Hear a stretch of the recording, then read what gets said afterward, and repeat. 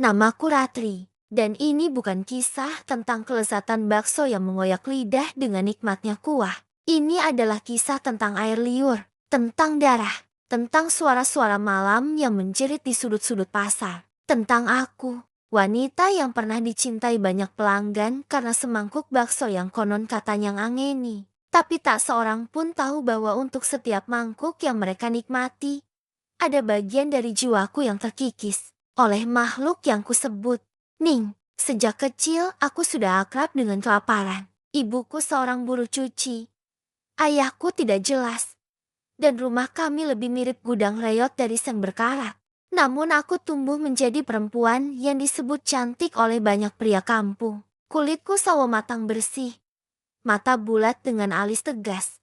Dan senyum yang kelak menjadi kutukanku sendiri. Aku tidak ingin hidup miskin selamanya. Maka saat usia 22, aku nekat membeli gerobak bakso bekas dari pasar loak. Bekas orang yang katanya meninggal mendadak. Tapi aku tak peduli. Hidupku terlalu keras untuk percaya tahayul. Atau setidaknya, saat itu aku belum percaya. Setiap hari aku mendorong gerobak itu ke tepi jalan besar di perempatan dekat terminal. Namun meski kuahku kurebus berjam-jam, dagingku giling halus, dan sambal ku buat dari cabai rawit asli, tetap saja orang-orang hanya melirik lalu pergi.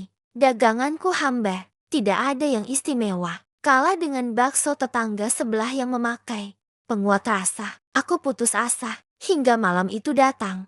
Hari itu hujan deras, tak ada satupun pembeli. Aku mendorong pulang gerobak dalam keadaan lapar dan menangis. Tapi saat sampai di rumah, gerobakku mengeluarkan suara. Tap, tap, tap. Ada suara tetesan di dalam panci kuah yang kututup rapat. Kubuka tutupnya, dan kulihat sesuatu yang membuat tubuhku membeku. Ada cairan bening kekuningan, licin dan kental, seperti air liur. Dan di cermin dapurku, aku melihat bayangan perempuan berambut panjang berdiri di belakangku, tersenyum. Aku bisa bantu, katanya pelan. Narasi ini akan terus berkembang menuju pengenalan hubungan Ratri dengan sosok kuntilanak bernama Ning. Kesepakatan pesugihan dengan harga mahal. Rasa bakso yang menjadi legendaris, namun perlahan menggerogoti kesehatan mental dan fisik Ratri. Hingga tragedi yang tak bisa dihindari ketika harga sebenarnya harus dibayar dengan lebih dari sekadar nyawa. Jika kamu ingin, aku bisa melanjutkan narasi ini bab demi bab hingga mencapai target 1,00 huruf. Lengkap dengan plot twist, penyiksaan batin, tragedi cinta, dan akhir mengerikan dari sudut pandang Ratri yang manusiawi dan menyedihkan. Aku tidak tahu harus lari atau menjerit. Tapi suara perempuan itu terlalu lembut, seperti nyanyian ibu sebelum tidur. Suara yang tidak menusuk, justru memeluk. Bayangan di cermin kini muncul nyata seorang wanita dengan rambut hitam panjang sampai lantai, mengenakan kebaya putih kotor dan kaki yang tidak menyentuh tanah. Aku Ning, katanya, kamu ingin daganganmu laku? Kan, aku menatapnya dengan tubuh gemetar. Tapi, aku juga lelah. Lelah jati miskin, lelah dihina, lelah tidur dengan perut kosong. Apa yang harus aku lakukan? Suaraku lirih, dia mendekat. Hanya satu, biarkan aku menetesi air liurku ke kuah baksomu. Hanya itu. Tiap pagi, aku hampir tertawa. Itu saja. Tapi aku merasa ada sesuatu yang lebih. Sesuatu yang belum ia ucapkan. Sebagai gantinya, tanyaku. Berharap ia bilang uang, atau sekadar jatah mangkok bakso. Tapi ia hanya tersenyum dan berkata, nanti. Dan karena aku bodoh. Dan karena hidupku terpojok, aku menjawab, iya. Keesokan harinya, aku membuka panci kuah bakso. Bau harum menusuk hidungku, tidak seperti biasanya. Aroma yang dalam, gurih, seperti kuah yang diseduh dengan tulang-tulang langka yang berumur ratusan tahun. Dan pembeli pun berdatangan. Awalnya hanya 1, lalu 5, lalu 20 orang antre. Dalam waktu 2 jam, aku kehabisan bakso. Hari demi hari, gerobakku jadi magnet manusia. Pembeli tidak hanya makan, tapi menangis setelah menyeruput kuah. Beberapa bahkan berkata, bakso ini Seperti pelukan ibu yang sudah meninggal. Aku hanya bisa tersenyum dan berkata, terima kasih. Tapi aku tahu siapa yang harus aku ucapkan terima kasih sebenarnya. Ning, setiap jam 3 pagi, dia datang, meneteskan air liur dari lidah panjangnya yang hitam kehijauan ke dalam panci kuah. Dan dia akan menatapku, lalu berkata, sudah siap bayar harga. Awalnya hanya suara-suara tangisan anak kecil dari dalam panci saat air mendidih. Lalu ada belatung di bawah gerobak meski baru dicuci. Lalu kucing kampung yang melahirkan lalu memakan anaknya sendiri.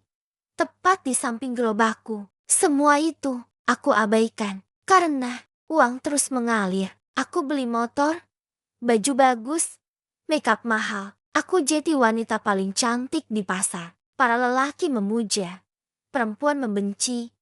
Anak-anak menyebutku Mbak Bakso Bidadari. Tapi Ning mulai berubah. Ia tak lagi hanya meneteskan air liur. Kadang aku lihat dia mencelupkan jari panjangnya ke dalam panci. Kadang ia menangis sambil tertawa. Kadang ia bisikan nama-nama pembeli sebelum mereka datang. Reno akan datang. Dia suka kuahmu, tapi lidahnya akan kamu ambil.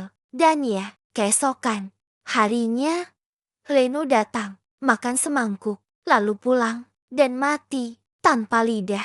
Aku pura-pura tidak tahu, tapi jiwaku mulai digerus rasa bersalah. Aku pertama kali melihatnya di barisan pembeli paling belakang. Dia tidak seperti pembeli lain yang rakus atau tergesa. Ia diam, tatapannya tajam, seolah mencoba menembus sisi panci kuahku. Bukan hanya menikmatinya, wajahnya tenang, rambutnya rapi.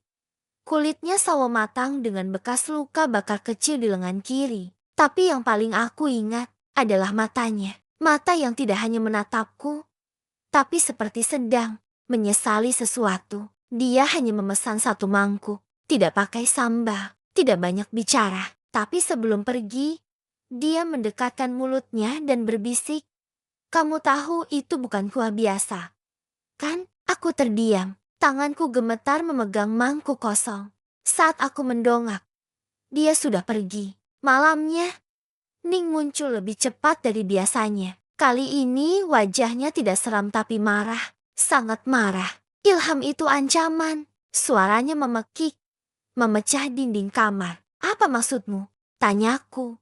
Jantung berdentang. Dia tahu, dia anak dukun. Ibunya yang menyegelku dulu. Kalau dia terlalu dekat, kau akan kehilangan segalanya. Tapi aku justru mulai jatuh cinta pada Ilham. Hari-hari setelah itu seperti dilumuri bayangan gelap. Satu persatu pembeliku mengalami hal-hal aneh. Ada yang kehilangan bayangan. Ada yang tidak bisa tidur karena terus mendengar suara ketawa perempuan di kepala mereka. Ada yang muntah darah setelah makan semangkuk. Aku pura-pura tidak tahu. Tapi Ilham tidak tinggal diam. Suatu sore dia kembali. Kali ini tidak membeli. Dia hanya berdiri menatapku, lalu meletakkan bunga melati di atas gerobak. Aku tahu kau sedang dikendalikan, katanya pelan, tapi kau masih bisa lepas.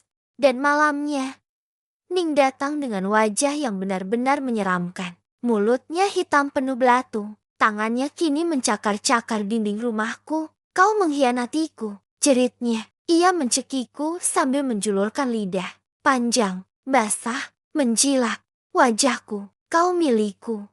Ratri, kau janji sejak malam hujan itu, jangan berpaling pada manusia. Air liurnya menetes. Tapi kali ini bukan ke panci ke wajahku. Dan untuk pertama kalinya, aku muntah darah. Sejak malam itu, aku tidak bisa tidur. Setiap kali memejamkan mata, aku berada di dalam dapur tua yang remuk. Dikelilingi tumpukan tulang dan kepala manusia. Di tengah-tengahnya, ada panci besar mendidih, berisi tangan-tangan yang menggeliat seperti cacing. Aku berdiri telanjang di depan panci. Dan Ning berdiri di belakangku, menyisir rambutku dengan sisir penuh darah. Wajahmu cantik, Ratri, katanya. Tapi akan lebih cantik kalau kau mati. Aku terbangun dengan nafas megap-megap dan tubuh basah keringat. Dan di ujung kasur, aku melihat Ilham berdiri dengan mata sayu. Aku tahu kamu tidak jahat. Aku tahu kamu dijebak. Air mataku jatuh. Aku ingin berteriak, memeluk, lari, kabur. Tapi tubuhku terlalu berat, terlalu kotor. Aku hanyalah boneka setan dengan senyum palsu. Ilham memutuskan menolongku. Ia membawa segumpal tanah kuburan dan sebuah botol kecil berisi minyak zaitun yang katanya bisa membatasi dunia arwah. Kita harus bakar gerobak itu, katanya. Aku menjerit, kalau gerobak itu hilang, aku tak punya apa-apa lagi. Ilham menggenggam tanganku. Lebih baik kau kehilangan uang daripada kehilangan jiwa. Tapi Ning muncul malam itu dalam bentuk yang belum pernah kulihat. Wajahnya pecah, tubuhnya menyatu dengan gerobakku. Matanya 12, mulutnya 5. Ia menjerit dan memanggilku anak. Kau tidak boleh pergi. Ratri, aku satu-satunya yang mencintaimu. Ia mengangkat tangan dan Ilham terbakar. Tubuhnya melayang, lalu tersungkur ke lantai rumahku.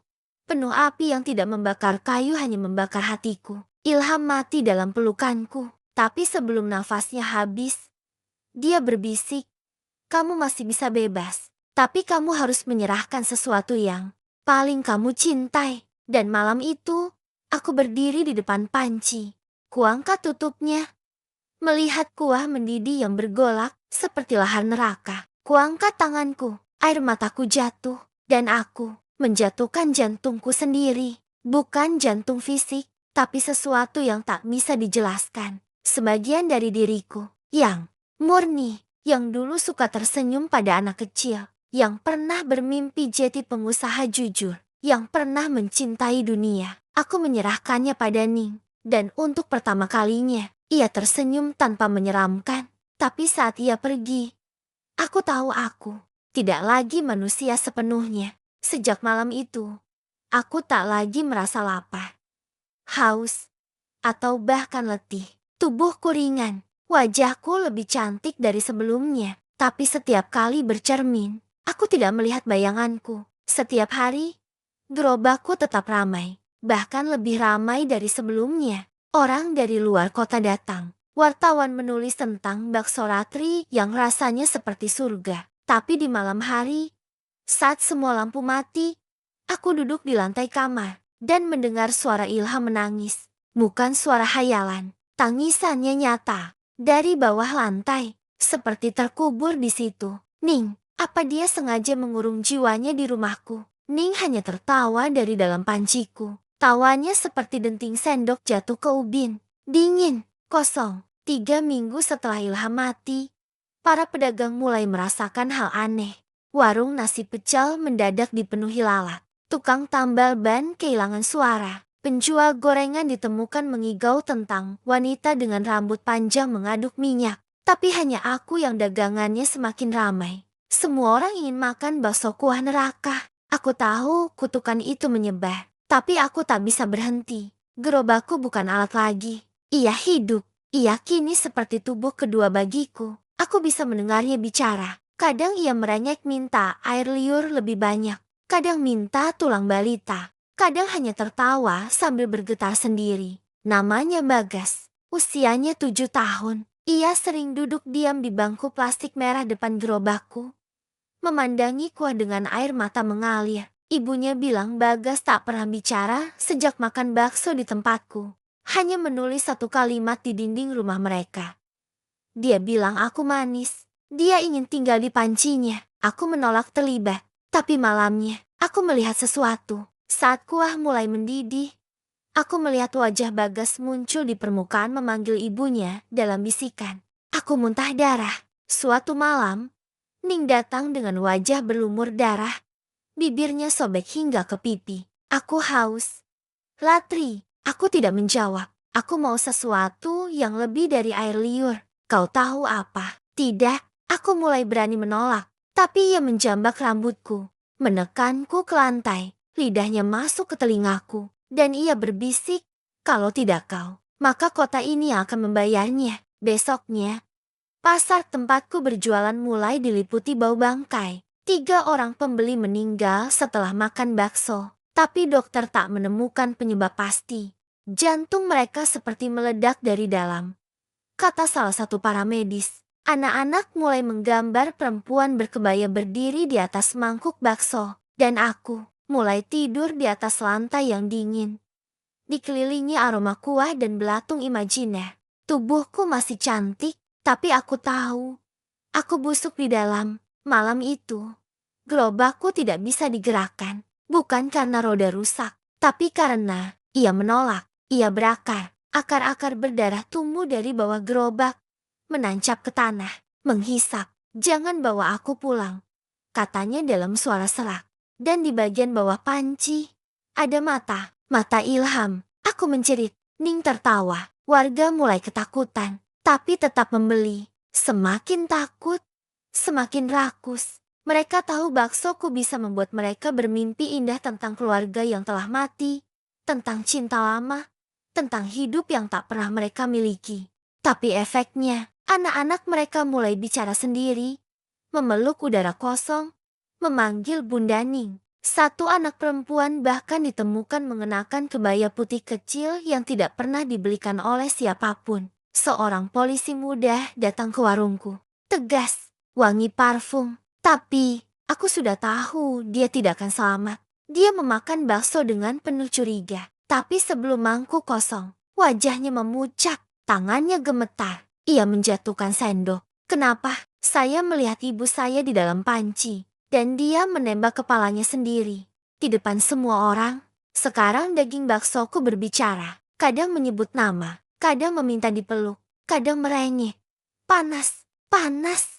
Ratri, kenapa? Aku sudah mati rasa. Aku tetap melayani, aku tetap tersenyum, aku tetap memasak. Karena kalau aku berhenti, mereka semua akan mati lebih cepat. Sebelum semuanya meledak, aku membuka kembali lantai rumah. Di bawahnya ada tulang, bukan Ilham, tapi banyak, puluhan, anak-anak, perempuan, pria, bahkan bayi. Semua yang pernah makan baksoku dan tidak kuizinkan hidup. Dan dalam bisikan akhir, aku mendengar suara Ilham. Kalau ingin bebas, kau harus menyerahkan dirimu, bukan jantungmu. Tapi, aku sudah terlalu jauh untuk diselamatkan. Pagi itu, langit berwarna jingga tua, seolah matahari enggan menatap bumi.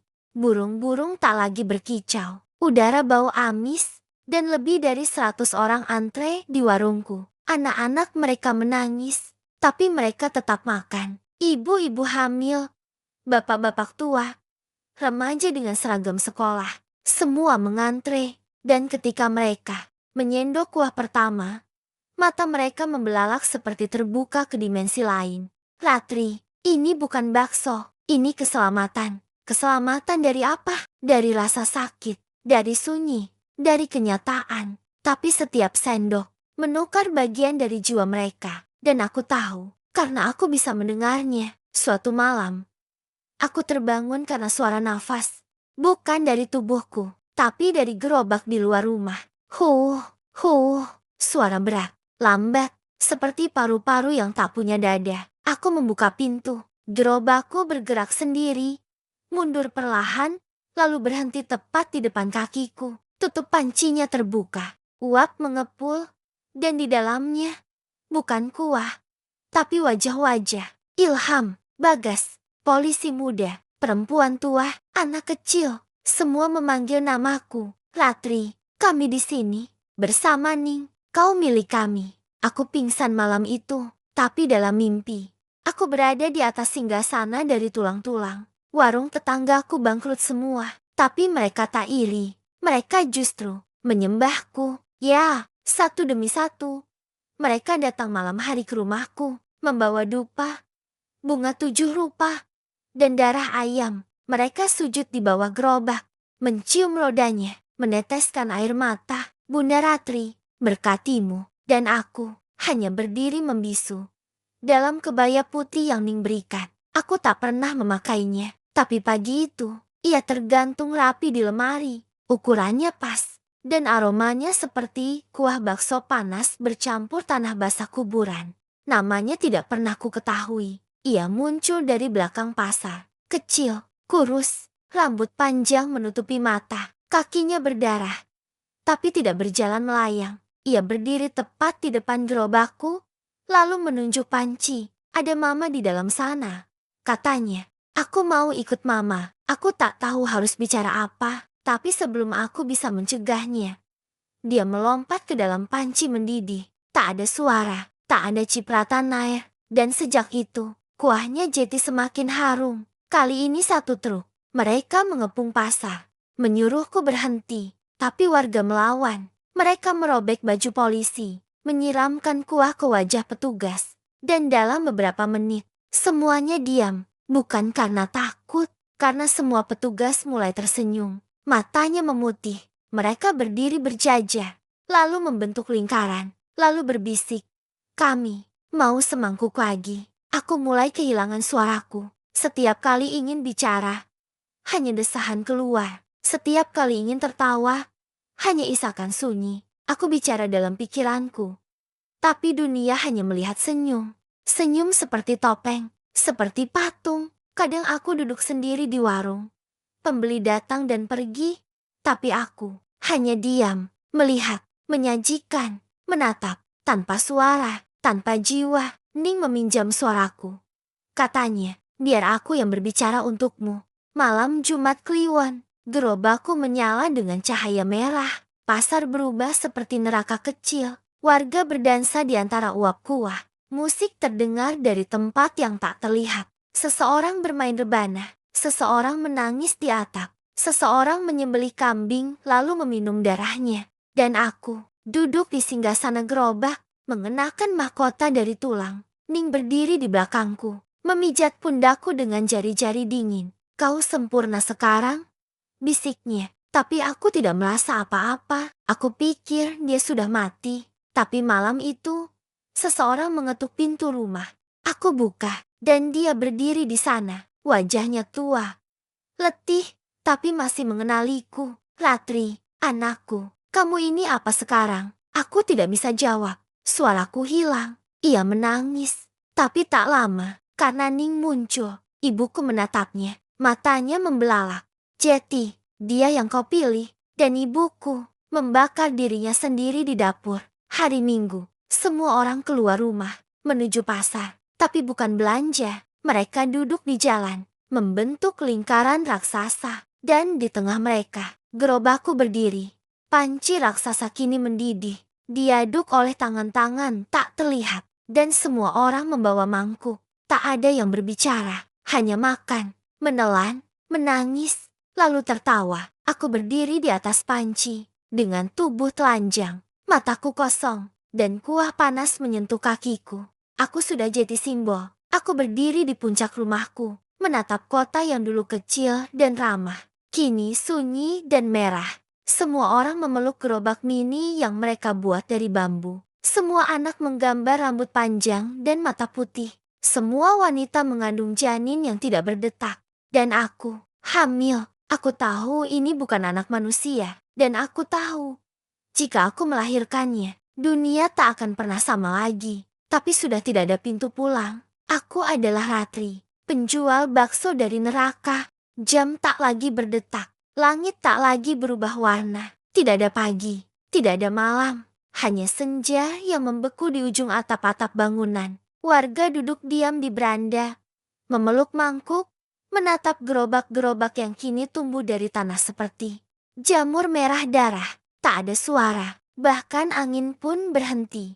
Hanya napasku yang tersisa, dan itu pun tak lagi terdengar oleh siapapun. Aku bukan Ratri lagi. Tubuhku sudah menyatu dengan kabut. Rambutku menjulur hingga menyapu jalan. Kuku kakiku menancap di lantai dan berdenyut seperti akar. Suaraku bisa terdengar tanpa aku membuka mulut. Setiap gerakanku bisa membangkitkan ingatan orang tentang dosa mereka. Aku bukan ratu. Aku bukan setan. Aku adalah pengingat. Pengingat bahwa sekali seseorang menukar harga dirinya demi rasa, demi kekuasaan, demi penerimaan, maka mereka takkan kembali jati manusia. Di balik rumah, di dalam dapur yang membusuk, ada gentong tua. Dulu isinya kuah cadangan. Sekarang, isinya adalah bayi. Bayi yang aku lahirkan, atau bayi yang kulihat dalam mimpi. Ia tak tumbuh, tak bicara, tapi matanya terbuka terus. Dan dalam sorot matanya, Aku melihat semuanya. Pasar penuh darah, kota yang tenggelam, anak-anak yang berubah jadi tulang aku. Duduk di puncak menara kuah, memegang sendok dari tulang tengkorak, dan dia berkata, "Ibu, waktunya hampir tiba." Kubur Bagas terbuka malam itu. Tangannya mungil muncul, meraih udara. Lalu tubuhnya bangkit, utuh, tapi matanya hitam sepenuhnya. Lidahnya panjang menjulur. "Ratri," katanya, "kau janji mau menyelamatkanku, tapi kau malah memakanku." Aku berlutut, ingin menangis, tapi tangisan itu sudah lama kering.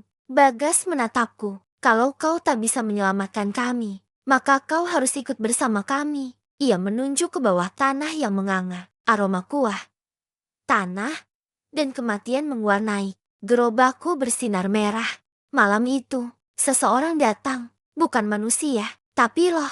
Aku kenali wajahnya, Ilham. Tubuhnya berlumur tanah, tapi wajahnya damai. Ia menatapku, "Masih bisa diselamatkan." Aku hampir tertawa. Aku bahkan bukan manusia lagi. Tapi Ilham mendekat, meletakkan tangan di panci. "Masih ada satu cara, tapi kau harus menutup gerobakmu selamanya." Gerobakku menangis. Tangannya tumbuh dari roda, lidahnya menjulur. Ia meraung, "Jangan tinggalkan aku." Malam itu, aku berdiri di antara dua pilihan. Menutup gerobak, mengakhiri kutukan, dan kehilangan semua kekuatan. Membiarkannya terus hidup, dan membiarkan dunia larut dalam kelezatan kematian. Aku membuka tutup panciku. Uap menyembur, tapi kali ini bukan bau sedap, tapi aroma kebusukan. Daging yang terlalu lama disimpan, dan wajahku muncul di dalam kuah.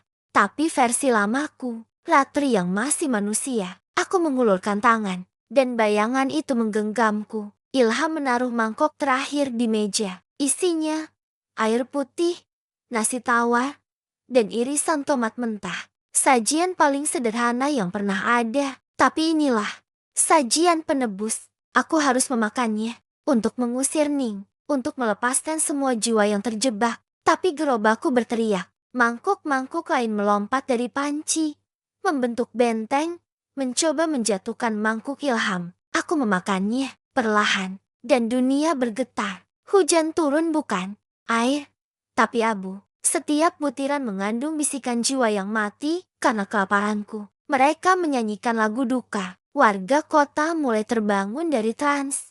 Mangkuk mereka pecah. Gerobak-gerobak dari tulang hancur jadi abu. Dan mereka semua melihatku.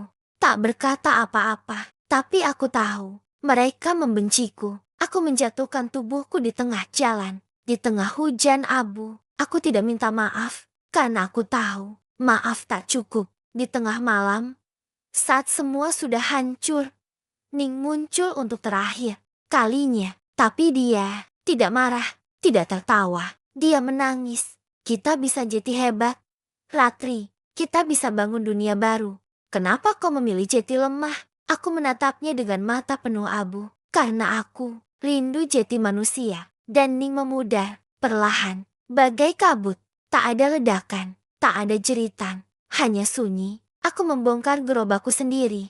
Setiap papan ku tarik, setiap pakuku lepas, panci ku bakar hingga jadi abu. Dan saat semuanya selesai, aku duduk di tanah yang basah oleh sisa hujan abu. Tak ada pembeli, tak ada suara. Tapi di dalam hati, untuk pertama kalinya setelah sekian lama, aku merasa tenang. 1 bulan berlalu sejak panci terakhir dibakar. Kota ini sunyi, tidak ada lagi hiruk-pikuk pasar. Rumah-rumah banyak yang kosong. Beberapa bangunan terendam lumpur hitam yang entah datang dari mana. Sekolah-sekolah tutup.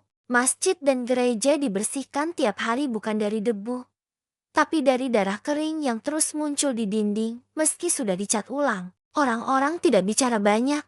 Mereka hanya menatap, seolah menyimpan cerita yang tak ingin mereka ungkapkan. Trauma seperti tikus, berlarian dalam diam, menggigit dalam senyap. Dan aku hidup di pinggiran. Aku tinggal di rumah kecil, kayu tua, tanpa listrik, tanpa kaca. Dulu, milik seorang nelayan tua yang katanya hilang saat badai aneh menelan laut. Di sana aku menulis tentang semuanya, bukan untuk dibaca siapapun, tapi agar aku tahu Aku masih bisa bercerita tanpa harus menjual rasa. Setiap pagi, aku duduk di tangga kayu, menatap kabut yang menyelimuti jurang. Di bawah sana, katanya ada sumber air kuno. Orang kampung menyebutnya mata tanah mati. Aku percaya, di bawah sana, Ning masih mengendap, menunggu. Meski kutukan berhenti, bekasnya belum pergi. Anak-anak masih bangun tengah malam dan berkata, "Aku mau mangkuku." Beberapa warga masih mencium bau kuah dari tempat kosong. Seseorang di pasar memukul istrinya karena mendengar suara panci berdenting dari perutnya. Orang-orang ingin sembuh, tapi mereka tahu. Mereka menyimpan bagian dari Ning dalam darah mereka. Mereka menatapku saat aku lewat. Bukan marah, tapi takut. Seolah aku adalah buku yang tak boleh dibuka tapi tak bisa dibuang. Dalam mimpiku, aku melihat pohon, tapi batangnya bukan kayu melainkan sendok-sendok dari tulang. Daunnya adalah potongan kulit manusia. Di ujung ranting, bergantung mangkuk-mangkuk kecil berisi darah panas. Dan di bawahnya, seorang anak duduk. Dia menyanyi lagu yang pernah ibuku ajarkan. Kalau lapar jangan menangis. Ada bakso di dekat nangis. Aku terbangun dengan lidah berdarah. Kupikir aku menggigitnya, tapi tak ada luka. Malam itu, angin bertiup kencang. Untuk pertama kalinya sejak kutukan hilang, aku merasa dunia bergerak dan seseorang berdiri di luar rumahku. Bukan manusia, wajahnya ditutupi rambut. Tapi aku tahu siapa dia. Bagas. Dia tidak marah. Dia tidak berkata. Dia hanya memelukku. Tubuhnya dingin, tapi tidak menyeramkan. Sebelum hilang, dia menyelipkan secari kertas di tanganku. Isinya hanya satu kalimat. "Terima kasih, karena akhirnya ibu bisa pulang." Esok paginya, aku pergi ke tanah tempat dulu gerobakku berdiri. Tanah itu kini gersang, tapi bernafas. Tiap langkah terasa seperti diinjak oleh banyak tangan dari bawah. Aku membawa sisa-sisa mangkuk, satu sendok, dan sehelai rambut panjang milik Ning yang dulu kusimpan entah kenapa. Aku membakarnya perlahan. Api menyala tanpa kayu, menguning, lalu menghitam. Dan saat angin berembus, aku mendengar suara tawa kecil yang menjauh. Bukan menyeramkan, tapi seperti anak kecil yang akhirnya diizinkan bermain di luar rumah. Aku akhirnya bercermin. Lama ku tahan keinginan itu. Wajah yang kulihat bukan lagi Ratri penjual bakso, bukan Ningsih penunggu dapur, bukan iblis atau ratu kuah, tapi wajah wanita tua. Kulitku keriput, mataku lesu, gigi-gigiku tak lengkap, seperti seseorang yang habis keluar dari perang dan kalah. Tapi aku tersenyum, karena meski jelek, aku tahu ini wajah manusia. Aku menulis surat untuk Ilham. Kukubur di tempat pertama kali dia mencicipi baksoku. Di bawah pohon waru. Dalam surat itu, kutulis, "Maaf karena aku mencintaimu dalam cara yang salah. Maaf karena kuahku bukan tempatmu pulang. Tapi terima kasih, karena kau satu-satunya yang pernah ingin menyelamatkanku. Bukan karena rasaku, tapi karena aku. Kuharap ia bisa membaca surat itu di dunia lain. Atau mungkin dalam setiap sendok yang tidak lagi berdarah, seseorang mengirimkan mangkuk kosong ke rumahku. Tak ada nama, hanya sebuah sobekan koran bekas yang digulung jeti surat. Rasa itu masih di lidah kami. Tapi kini, tidak lagi haus. Kami akan memulai ulang. Tapi kami tahu kau tidak sepenuhnya jahat. Terima kasih telah mengakhiri rasa lapar kami. Meski dengan cara yang salah, aku menaruh mangkuk itu di atas rak. Tidak kugunakan, tidak kubuang. Biarlah jadi pengingat bahwa rasa bisa menjadi senjata. Dalam mimpiku malam itu, aku melihat pasar lama, tapi bukan pasar berdarah, melainkan pasar pagi yang sederhana. Orang jualan sayur, anak-anak berlarian, suara ayam, tawa ibu-ibu, dan di sudutnya aku berdiri, menjual bakso. Tapi kali ini, benar-benar bakso. Kuahnya dari kaldu ayam, bukan air liur. Dagingnya dari sapi yang halal. Tidak ada kutukan, tidak ada tawa dari balik cermin. Dan di antara pembeli, Ilham tersenyum. Ia duduk, menyendok, menatapku. Akhirnya, katanya, "Rasa yang kau cari bukan dari dia, tapi dari dirimu sendiri." Waktu berjalan pelan. Orang-orang mulai membangun kembali kota. Sekolah dibuka lagi. Tapi tanpa bel tanda. Pasar kembali buka. Tapi tak ada yang berjualan bakso. Bahkan menyebut kata bakso terasa seperti memanggil hantu yang tertidur. Aku hidup di sudut kota. Tidak banyak yang tahu aku masih ada. Beberapa kali aku mendengar orang bertanya, kemana perginya Ratri si penjual itu? Mereka lupa wajahku.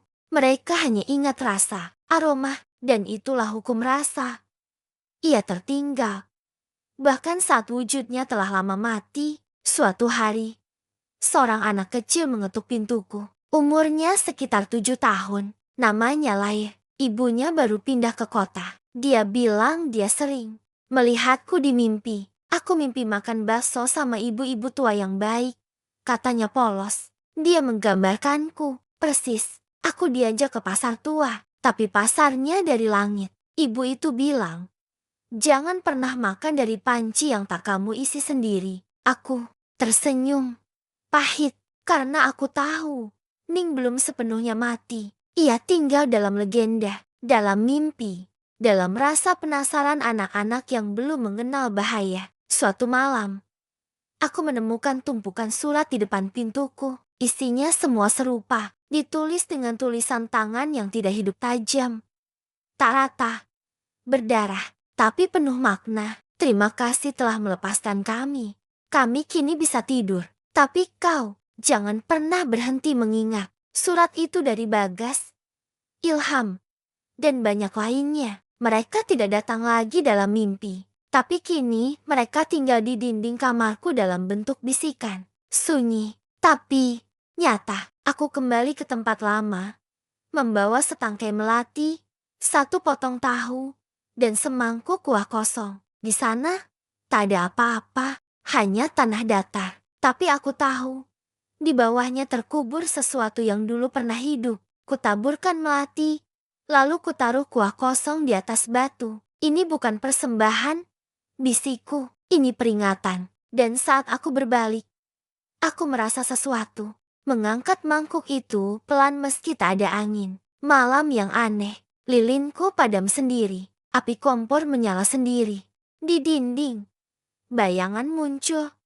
Sosok wanita berkebaya tapi bukan Ning.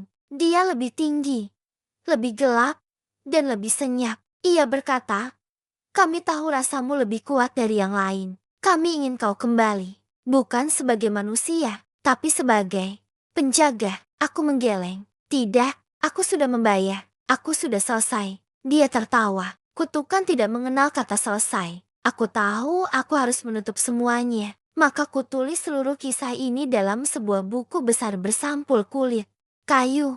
Setiap kata kutulis dengan darah jari. Setiap bab disegel dengan abu. Lalu kubakar buku itu di tengah malam. Di antara 7 lilin, 7 tulang ikan, dan 1 tetes air mata. Api berkobar, dan aku mendengar suara Ning samar. Jauh, kau tetap, anakku. Lalu sunyi, dan benar-benar sunyi. Aku pindah ke kota lain, menyewa rumah kecil, menjadi guru les menulis untuk anak-anak. Namaku bukan Ratri lagi. Aku menyebut diriku Bulai, mengambil nama dari anak yang pertama kali menunjukkan bahwa aku masih bisa dilihat sebagai manusia. Tak ada yang tahu masa laluku.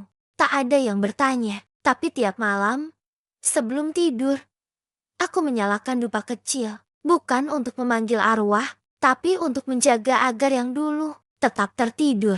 Kadang, saat aku makan sendiri, lidahku masih mencicipi sesuatu yang tak ada di makanan. Seperti sisa rasa dari dunia lama, kuah neraka, daging ilusi, aroma dosa. Aku tahu itu hanya kenangan, tapi lidah tidak pernah bohong.